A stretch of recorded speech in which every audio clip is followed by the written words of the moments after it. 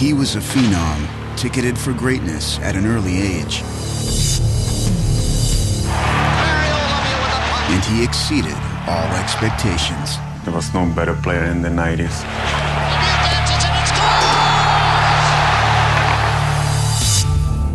But his body betrayed him. He was in debilitating back pain.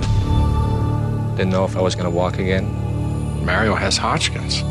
Unless you really understand what he was going through, you can't fathom what he was capable of achieving.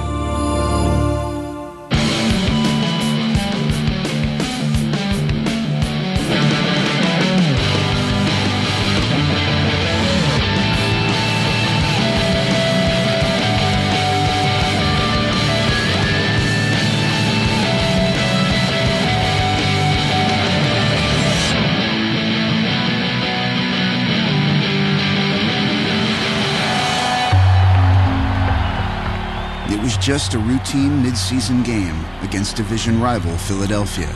But the game took on special meaning when Pittsburgh's star center made a surprise return to the lineup. There is the hand for Mario Lemieux, 66 of the Pittsburgh Penguins.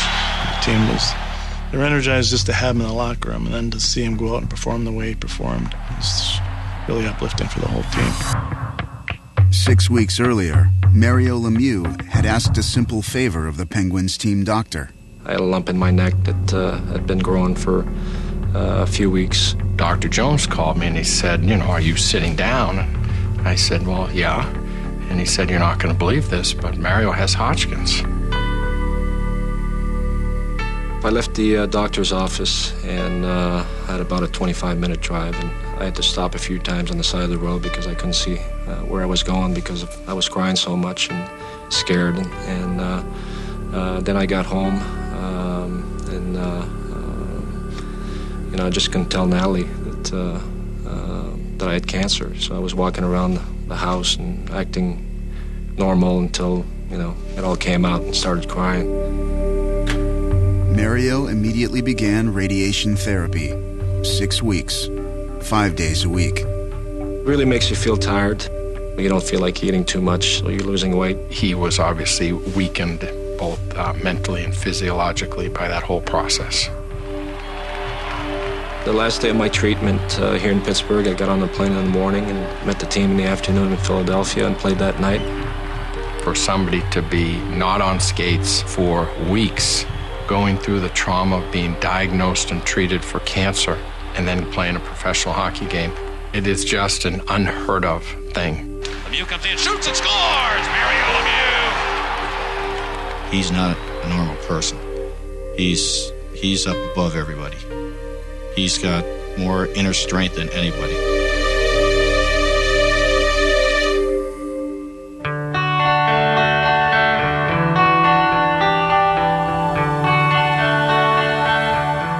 Mario Lemieux was born and raised in Villemard, a French-speaking working-class suburb of Montreal. His parents still live in the simple one-bedroom apartment where Mario and his 2 older brothers grew up. Mario comes from a very modest household. I couldn't get over it when the first times I went over there and saw the 3 boys were sleeping in the same room. Mario was the smallest one at that time, at 15. He was like 6'2", maybe 180 pounds for sure. The Lemieux lived down the block from St. Jean de Matha Church. Every winter, the church's large grass field would be converted into an ice hockey rink. Hockey was everything when I grew up, especially for a young kid growing up in Montreal.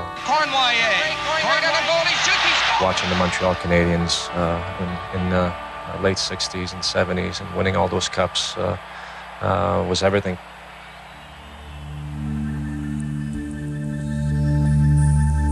I started skating when I was 3 years old, and as far as I can remember, I always wanted to be on the ice and play the game. He had a natural talent from the moment he put his skates on. He was 3, 4 when he put the skates on for the first time. He didn't even fall. He put on his skates, and that was it. When I was pretty young, Pee Wee Bantam, I think that's when people realized that I had a special talent, with all the numbers that I was putting up, scoring a lot of goals every game. We played for the Villemard Hurricanes. That was a big machine in those days. Everybody in Montreal used to know us.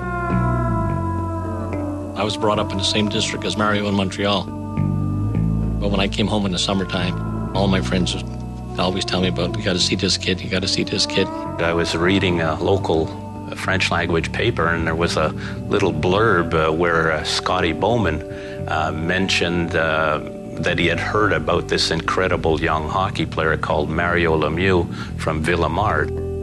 I went to see him play, and he didn't know I was there. After the game, I ran to the phone and I called my boss at the time, Gus Bedali, who represented Wayne Gretzky at that time. And I told Gus, I said, I found the next Wayne. He says, Bob, if you ever tell me that again, you're fired. So I said, listen to me. I said, I think I found the next Wayne. I told him again. When Mario turned 15, he joined the Laval Voisin of the elite Quebec Major Junior Hockey League. Bob Perneau arranged a meeting. He says, if I break Guy Lafleur's records in scoring, he says, what kind of contract do you think you can get me? And I looked at him and I said, Mario, I promise you that if you break Guy Lafleur's records of 288 points in one season, and you do what I think you can do, you'll be a millionaire at 18 years old. First year he joined the Voisin, there were pretty good crowds, but he really got big during the second year when they started winning. The third year was incredible. Crowds of 5,000, 6,000 in Laval, a full house. And then we would play on the road in Quebec. Full houses everywhere we went. It was incredible. That third year of junior hockey, that was his draft year. And he started the year like a house on fire. I was there one particular night. I think he got 10 or 11 points on one night. Just the total domination. I mean, the long reach, the ability to hold players off, the ability to control the puck in traffic, the ability to shoot the puck. You could put a puck in a place a dime would only fit. Then in the spring, there was Guy Lafleur's record. Mario needed a total of 5 points to get that record of 288 points in a year. By coincidence, the Edmonton Oilers were in Montreal that evening. Wayne Gretzky heard about Mario's run at the record and attended the game. Mario blew the record out of the water. He had, I think it was 5 goals and 6 assists. And I brought Wayne down to the locker room so that Wayne could congratulate him. After that game, he stuck his head out of the dressing room and he pulled me over. He went like this. So I went over and I said, yeah? He says, remember that promise you made me? He says, I did my job. Now you do yours.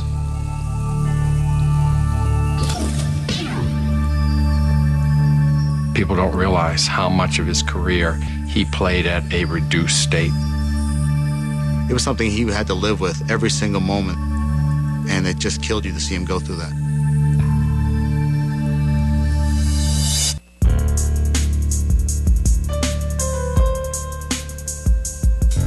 The Pittsburgh Penguins were the worst team in the NHL in 1983, but there was a reward for their futility, the #1 pick in the upcoming draft, and first shot at Mario Lemieux. Every team was trying to get him. Montreal came up with some great offers. Quebec offered me the Stastny brothers, which were big. Philadelphia offered me 3 or 4 players, and if we would have did that, this place here would have been a parking lot. Bob Perneau nearly held up his end of the bargain.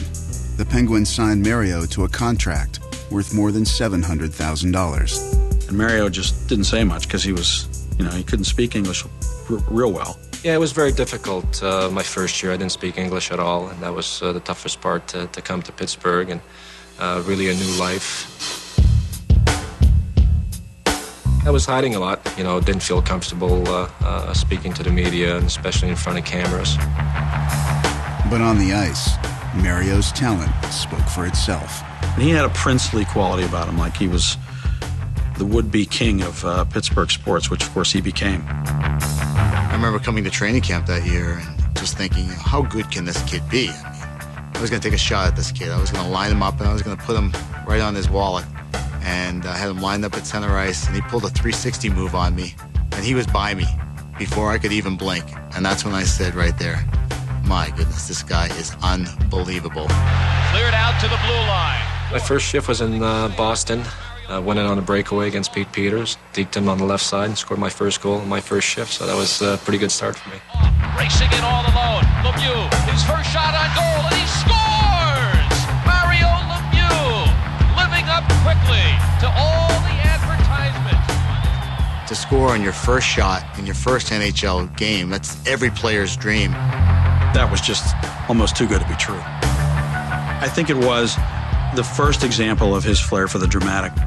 Mario was an immediate star, scoring 100 points as a 19-year-old rookie and being voted by his peers as the league's best player after his sophomore season. But the Penguins were languishing. We were losing a lot my first couple of years, but I kept telling myself to be patient, and I knew it was going to take time to build this organization to the point where we would have a great team and compete for the cup one day. Unfortunately, we couldn't really put great players around him, but he has the knack and the ability to make average players great. The numbers that he put up in the late 80s are remarkable for the people he was playing with. Guys like that are at a different level than guys like me, I can't really even begin to think how they see the game. I just know that they see it at a much slower pace than the rest of us. It's almost like he's, at times, not human. He is the epitome of the natural. In the summer of '87, Mario represented his country in the Canada Cup, a major international tournament. The experience would change his life. I really turned around in my career to really have a chance to play with the best in the world. Gretzky and Messier and Ray Bourque. I felt I needed to really understand what it took to be a great player and to be successful and to be a champion.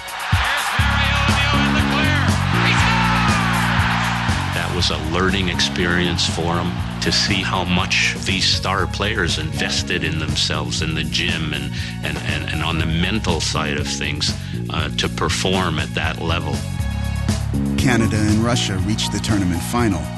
In the deciding game, Mario and Gretzky teamed up to bring home the gold.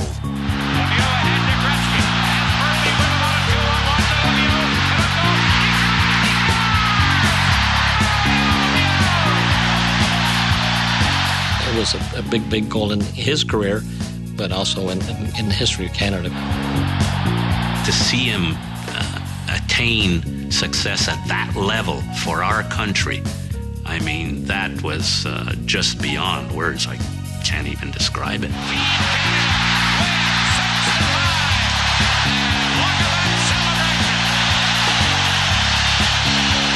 I had a chance to play with Gretzky the last two games against the Russians and score both winning goals at the end. Was really a turnaround in my career. It gave me a lot of confidence to come back to Pittsburgh and do the same thing here.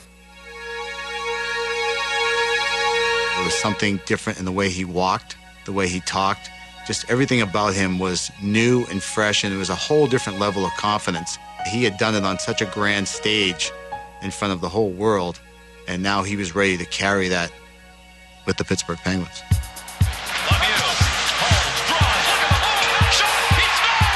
He really turned it on and went on to be the MVP and win the scoring championship and won the Hart and blew the league apart. In 1989, the Penguins reached the playoffs for the first time in Mario's career. Mario was brilliant, with 19 points in 11 playoff games. Pittsburgh was eliminated in the second round, but the team appeared headed in the right direction. We started getting the Paul Coffeys and Mark Recchi's in here and John Cullens that could play with a guy like Mario and work with him on the power plays and actually take and give a pass. But Mario was about to run into a powerful opponent his own body.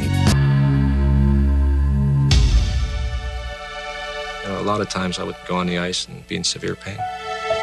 He'd come to the bench, he'd basically have tears in his eyes. I was in bed for 3 months. I couldn't move and didn't know if I was going to walk again.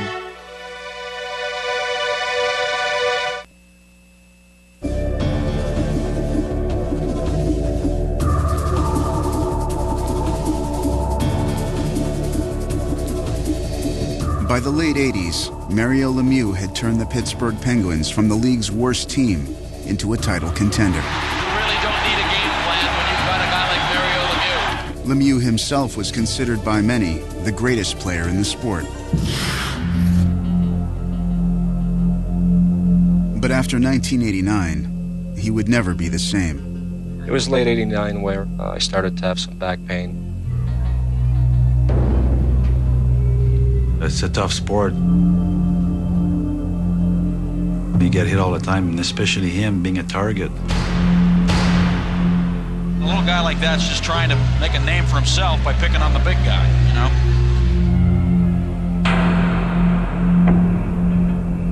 He was the best player in the game, and guys were targeting him every night.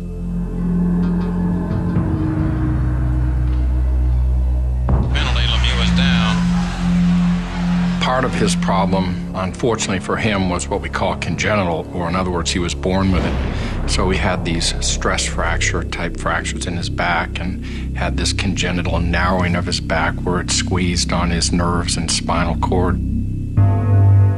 He would constantly be on the massage table. He'd be taking anti-inflammatories, doing everything he possibly could. There were a lot of times where I had to have one of the kids that worked in the room tie my skates. I remember for about 3 or 4 months in the late 80s, I was not able to bend over or even wear socks. A lot of times I would go on the ice and be in severe pain. He'd actually have to grab his pant leg to lift his legs over the boards because he didn't have enough strength in his back and his hamstrings to get his legs over the board because it was just too much pain. Here's Lemieux. He's going to take a shot himself. Van Beaver accused him of a slam shot. The front of the seat. They're not getting by Lemieux. He gets another hat trick. Mario Lemieux. In February of 1990, Mario was closing in on Wayne Gretzky's record 51-game scoring streak. What a shot by 66. But severe back pain threatened to halt Mario's run at 42. He was really having a lot of trouble, and the decision was made that he wasn't going to play. So when I came about an hour before game time, I walked into the training room, and he's on the training bench and has half his equipment on. And they went ahead and they were working on his back, and we put his skates on, and we sort of picked him up off the table, and it's almost like we gave him a little shove to get him going, and off he went out of the training room. I believe he went out and had 2 or 3 goals and 2 or 3 assists, 5 points. He was able to play through a lot of pain. I mean, the stuff that he played through was unbelievable. But 9 days later, with his streak at 46, Mario reached his limit. The Rangers are almost explicitly ignoring Lemieux right now. We were playing a game in Madison Square Garden, and the pain was just too much. He couldn't finish the game. Mario Lemieux is done for the night, and that means that Mario Lemieux's streak is over. The pain was too much. I had the pain running down my leg, and at that time I just couldn't perform the way I wanted to and decided to have the surgery.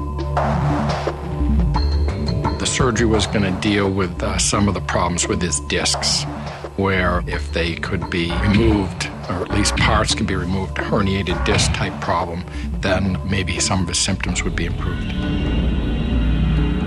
It did feel better for a while, and then that was a training camp. And then I had a staph infection set in early in training camp. He was in hospital and bed rest for a period of several weeks, and then was continuing on IV antibiotics through a special catheter line and incapacitated for several months. I was in bed for 3 months. I couldn't move and didn't know if I was going to walk again, and I was on heavy medication for a long period of time. I'm sure that he was scared. When you're bedridden for 3 months, not because of the operation, but because of the infection, you start wondering, what's going to happen to you? Am I going to play hockey again? Am I going to walk again? And your mind starts playing tricks on you. It was a pretty scary time in my life.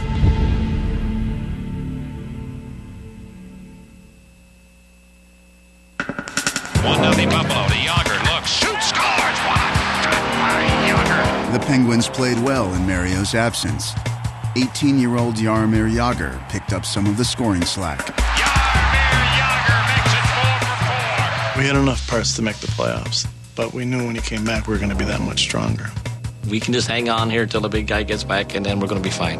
I was pretty excited about hopefully having a chance to come back late in the season and be a part of it. Mario rejoined the Penguins in January, helping them to their first division title. By 66. It really fueled us as a team because not only do we want to win it for ourselves and win it for the organization and the city, we all wanted to pull together for Mario, that he had gone through so much that he deserved this. Jaeger muscled it in. Jaeger, shot. They win. The Penguins rallied to defeat New Jersey in 7 games in the opening round. It's a pass to Stevens. He scores. They cruised by Washington and took out Boston to win the Wales Conference Championship, with Mario scoring the empty net clincher in Game 6. It was a great relief. I knew that when the puck went in that we were going to the finals. He split the net right in the middle of it, and the Penguins are going to the Stanley Cup Finals for the first time in their history. That was my ultimate goal when I grew up, to have a chance to play in the Stanley Cup Finals and have a chance to win the cup. The bombshell's been landed here. Mario Lemieux is not playing because of back spasms. With Mario sidelined, the Pens fell behind Minnesota 2-1 in the Stanley Cup Finals.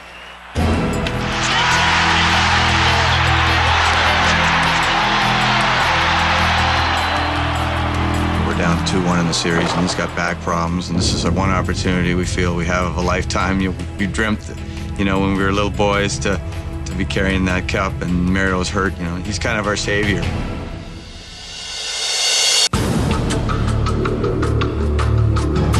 The Penguins came out for Game 4 with fire in their eyes and Mario Lemieux back in their lineup. Ignoring the pain, Mario returned for Game 4.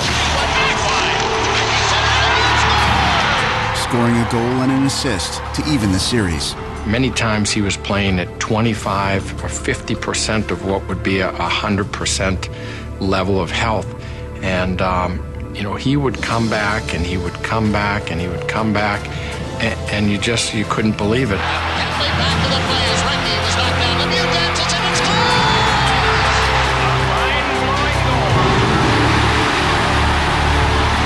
2 games later, Mario and the Penguins demolished Minnesota to earn the franchise's first Stanley Cup.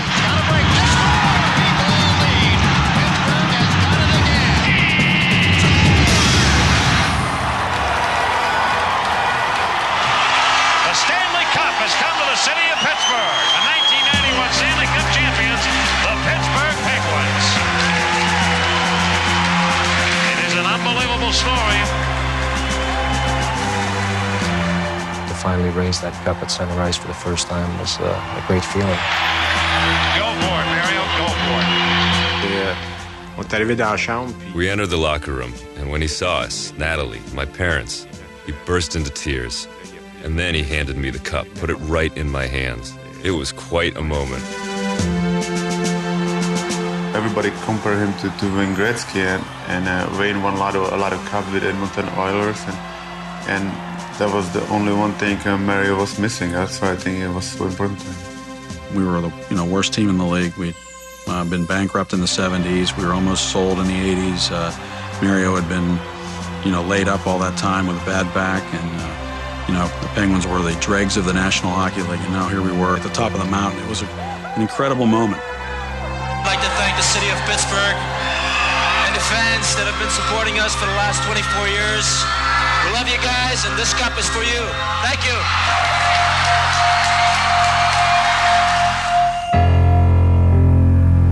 He called me on the way home, and you could tell he was fighting back the tears and the emotion. When you hear the word cancer, it's pretty scary.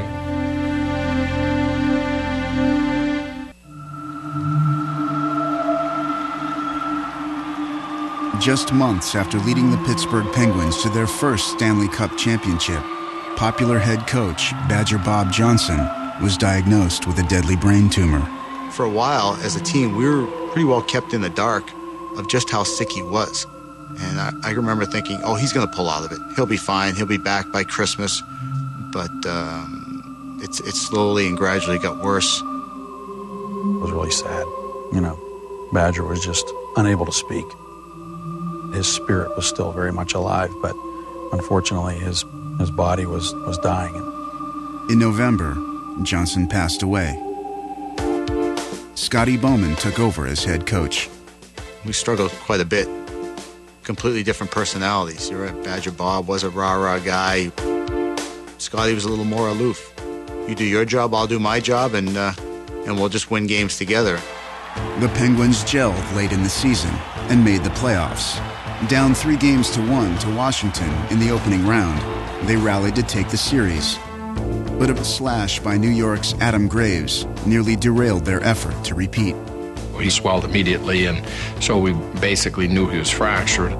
Normally, if somebody broke their hand, you would expect the recovery to be somewhere around 6 weeks. There was no discussion that, well, that's it for the playoffs, I'm out. He came back and played with a plastic splint and a broken hand. Mario returned for the conference finals. He shoots and scores! Helping the Pens sweep Boston. That's Mario. He's, like I said, even when the pain was so bad, he still was by far the best player out there. But we weren't surprised at anything he ever did. You know, I think he could go out there with a broom and score 100 points. Unbelievable! How do you do, Mario? Pittsburgh won its final 11 games and back-to-back NHL championships. You know, Pittsburgh's a football town. We all know that, and we all understand that. But Mario brought an awareness, he brought an excitement to the game of hockey and to the Pittsburgh Penguins that was never, ever here in Pittsburgh. The Penguins were young and talented. Their future seemed limitless. They were scary good. Look at this! They had so much offense. They could be down, 4-1 in the third, and then they'd turn it on. Next thing you know, it's 6-4, game over. Shoots and scores! All right, it's showtime now, guys, and it was really something special. I remember a couple guys using the word dynasty at the time. Then came the diagnosis.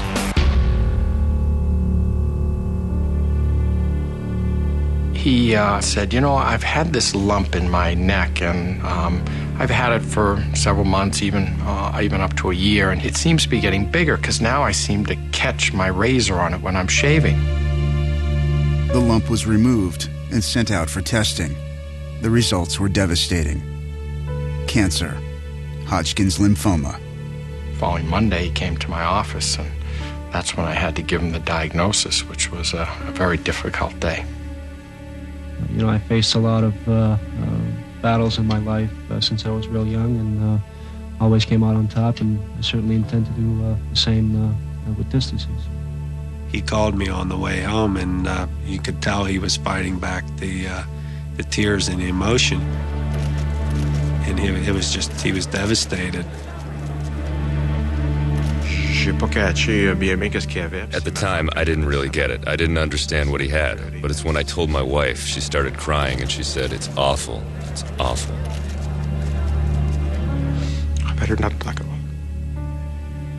We tried to obviously be positive because at his age, with the type of Hodgkin's that he had, even though it was cancer, he had a very high potential cure rate. Well, that made me feel a little bit more comfortable from the start, but it was still scary to know that you had cancer, and that's something that you would have to fight through for a long time. I had 6 weeks of radiation, and that was 5 days a week. He was losing some hair at the time. There was burning on the back of the neck. The therapy was successful. After 6 weeks, the cancer was destroyed. After missing a couple of months with Hodgkin's disease, Mario Lemieux comes back to play. This is a standing ovation for Mario Lemieux here at the Spectrum, and it's nice to see. On March 2nd, Mario had his final radiation treatment in the morning, flew to Philadelphia in the afternoon, and had a goal and an assist for the Penguins in the evening. Now Lemieux cuts in and shoots, and he scores! Mario Lemieux! Like nothing ever happened. Like he never missed the 3 months. He really wanted to play and come back to the world of hockey.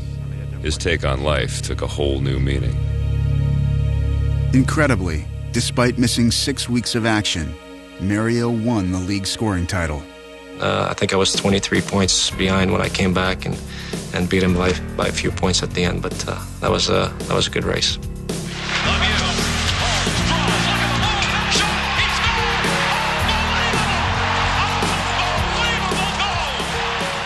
That was something I never see before. I don't think I'm going to see it again. So he became a folk hero in the city of Pittsburgh, a favorite son, if you will. And, I think there was certainly a tremendous amount of love for him. It's clear that he set goals for himself, and that's how he dealt with it internally. But it took a heavy toll on him. Despite Mario's heroic return, the Penguins were upset by the New York Islanders in the second round of the playoffs. Back pain would limit Mario to 22 games in '94. He was just sapped of his energy, and you could see that he just didn't have it anymore. And that's when he decided to take the year off. The owner, Howard Baldwin, he said, just take a year, relax, go to Florida with your family and have some fun. And I did, and came back the year after that and felt pretty good. Shovels it into Lemieux. Shot, score!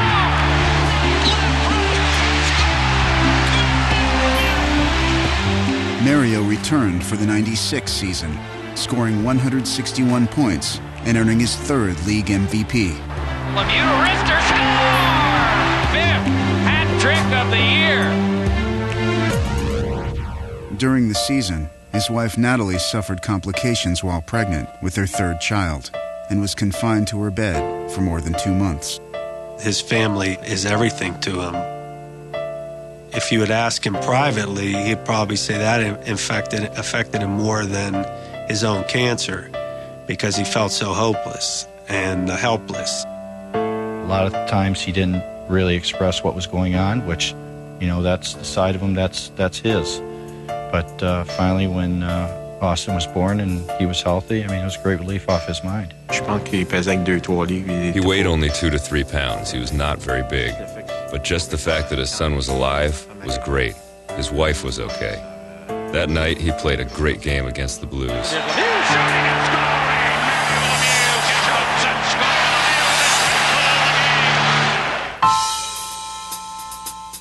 When you're used to being the best player, it's hard not to be. And at that point in time, he just didn't feel like he could do it.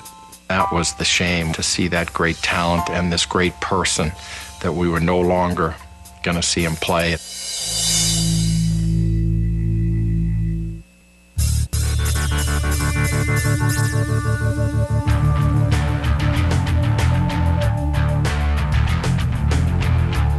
Mario Lemieux was running out of gas. Cancer and 8 years of debilitating back pain had taken a heavy toll. In the spring of 1997, he decided to hang up his skates. He was only 31 years old. I'm sure a lot of people said, well, how could he not play anymore? He's, still able to play at a high level. But for him, it wasn't a high enough level. Aslan in front, Lemieux gets his fourth. With all the time he missed and all those times where he played at less than 100%, if he ever could have played at 100% and played all the games, well, what records would there be left? In typical Mario fashion, he delivered a memorable farewell. And got lucky enough to get another breakaway on my last game at home and was able to make a good move and score. It was the perfect ending. He had scored on his first shift. Now he's going to score on his last shift. That was very exciting. You could see the crowd really emotional, and I was emotional as well to have a chance to do it one more time for the great fans in Pittsburgh. His first shot on goal, and he scored! Lemieux with his fifth goal of the game. Lemieux dances and scores! Hey! Shoot! There's 500, he scores!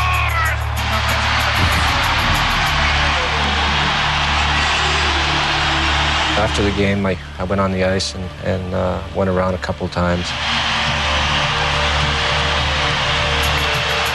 And as soon as I stepped off the ice, I started crying because I knew it was all over.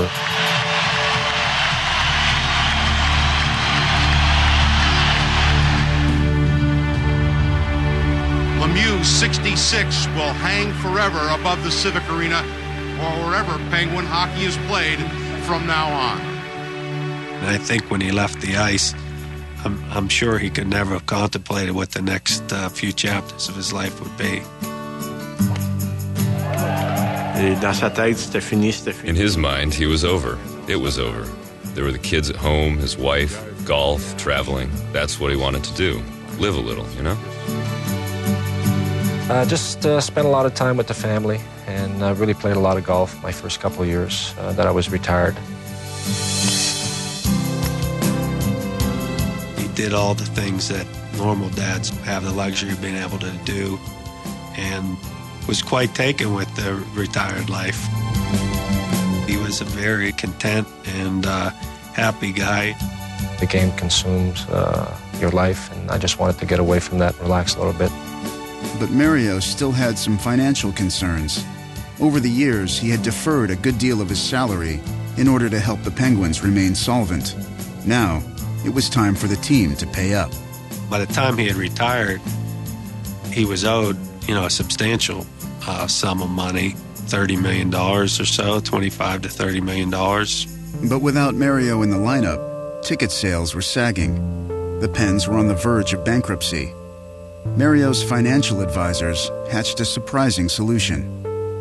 They say, why don't you buy the team? I mean, it's in bankruptcy and they owe you a lot of money, and I think it'd be great that you would come back as an owner. He wanted to keep the team here in Pittsburgh, where he had spent his whole career, and also he was owed a great deal of money, and this was an opportunity to not only recover it, but help it grow. So in September of 1999, Mario became the first player in the modern era to own a professional sports team. I'm very excited about it, to have the opportunity to do something good for this franchise that has been very important to myself and my family over the years, and I'm looking forward to the challenge. Mario traded his golf shoes for wingtips, and thoughts of donning skates again crept into his mind. Well, from where our bench is and where I stand on the bench, his box is kitty corner from our bench. And, I would see him standing there, and all you would see is just like the silhouette of him. You wouldn't be able to see his face or anything, you just see his silhouette of him. And I always wondered what he was thinking up there. What he was thinking when he was watching those guys play on the ice. There were a lot of nights where, I was looking at the team and really feeling that maybe I could play this game again. I'd sat in the box with him for a couple of games, and I one time said to him, Mario, do you think you could still play out there? And he gave me that look like, who are you kidding? We're good players on the ice. Alexei Kovalev was out there, and Jaromir Jagr and Robert Lang. There was a lot of talent. Marty Straka. And he saw those guys, and he thought, hey, I could play with these guys. I can have some fun with these guys. We could be a pretty good team if I come back.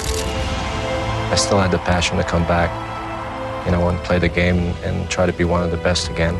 That day when he said he was going to come back and play, that was the day we fell off our stools. That was a tough secret to keep, let me tell you.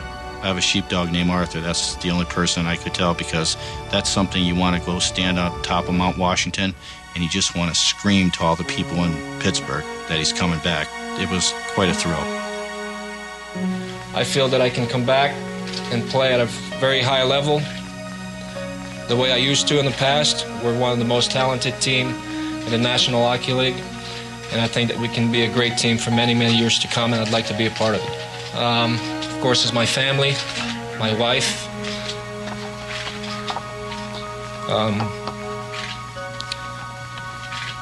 also my kids, especially Austin.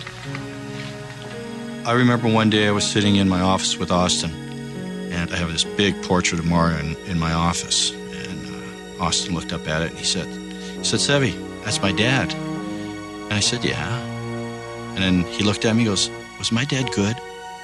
And I mean, that broke my heart, because here's this little guy whose dad is so famous, yet he had never seen him play yet. He's certainly been a big part of my life since the day he was born. And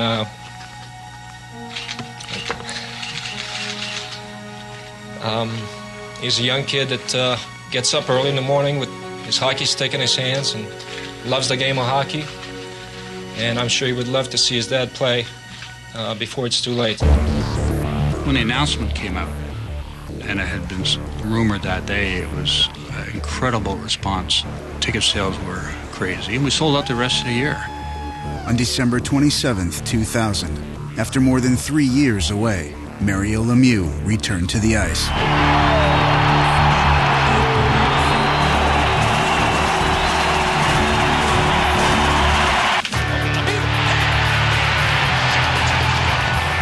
Never lose that feeling. Being away from the game for 3.5 years really made me realize how much I missed the game and how much I wanted to be a part of it again. The fire was still burning inside of him. He was watching and watching, and if you retire when you're not ready, it's hard. He came back, and was he ever ready? Now he's showing that he has that ability to still be away from the game and come back and be the best player. It's an amazing thing. Mario had 35 goals and 41 assists in just 43 games and led the Penguins to the Eastern Conference Finals. Your dressing room changes, the atmosphere around here, when he comes back on the ice, the crowd goes crazy. So, it elevates everybody's game. The Penguins struggled over the next few seasons, but once again, there was a reward. Pittsburgh Penguins select Sidney Crosby. He looks at him like a twinkle in his eye, almost like he's his adopted son. Just to have someone who I can trust, who's gone through it, who has the experience, I think it's going to help me a lot as we go along.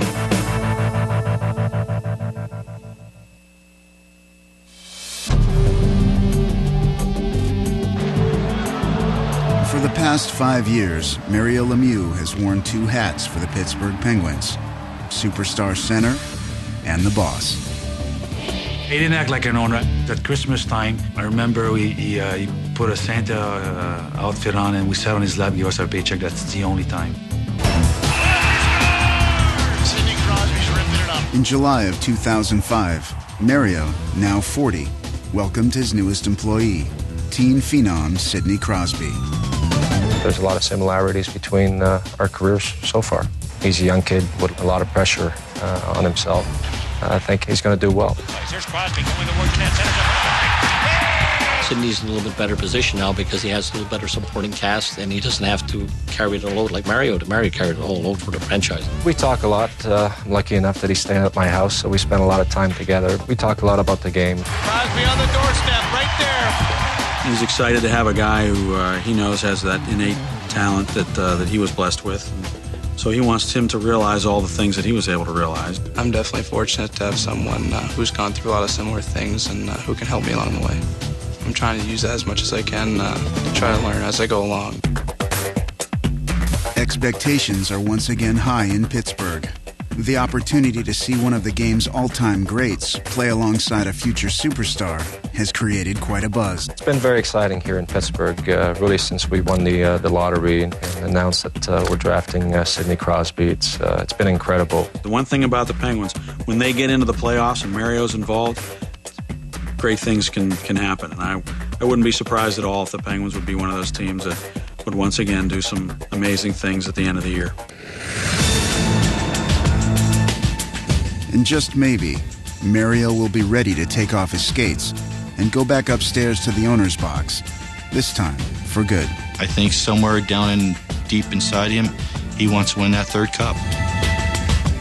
My goal is to win one more Stanley Cup, and I think we have a good chance.